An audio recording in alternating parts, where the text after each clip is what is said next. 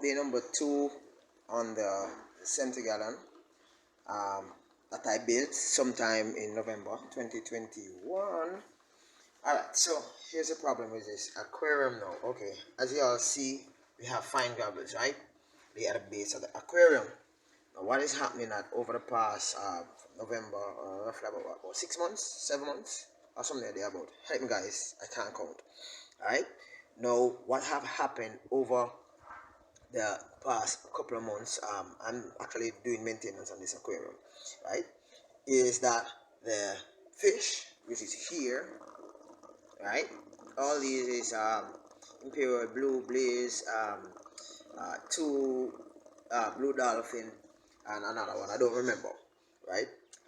They have actually been digging up the fine gravel, so like probably halfway before maintenance, all of the blue and yellow, the color gravel will be like one side, the plants will be actually dug out, everything will be thrown one side by these 5 fish, right. So what I've tried to do now is to get some stone so as to help to maintain the coverage of the base, coverage of the substrate, right. So they might dig between the stones, however I don't think that the digging would be as great as it was before.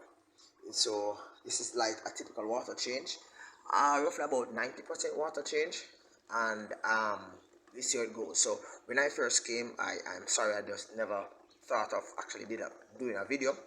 The plants were like dug up, decorations was all up all across the place, and it was just a mess. So I'm trying this method so as to ensure that the aquarium stays intact. So I will carry through this process. Alright, cool.